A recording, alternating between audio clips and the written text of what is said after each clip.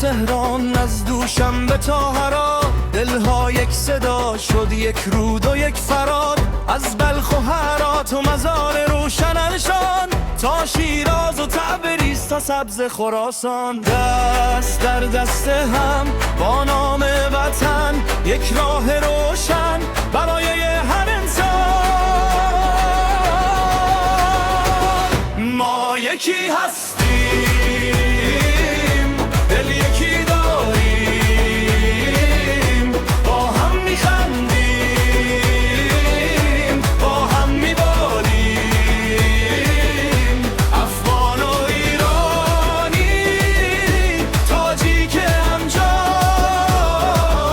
نام ما میماند در جان زمان.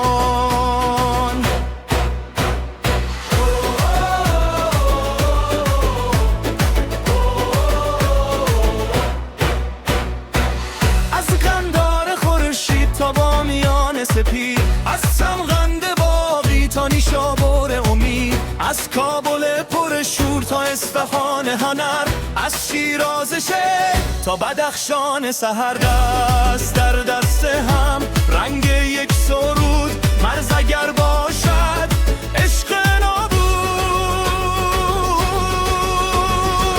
ما یکی هستیم، دل یکی داریم،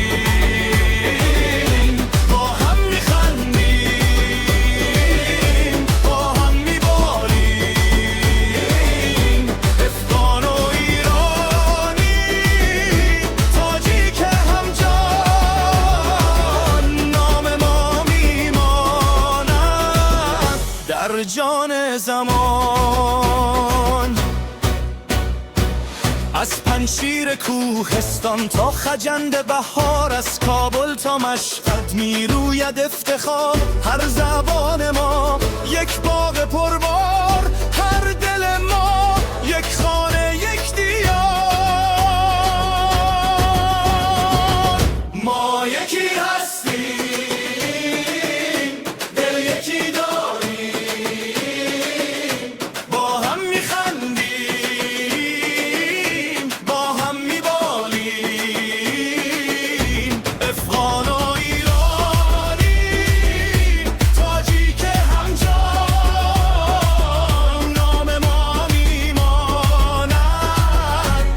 جان زمان. ما یکی هستیم، تا همیشه بخوان، با هم میمانیم ای جان جهان.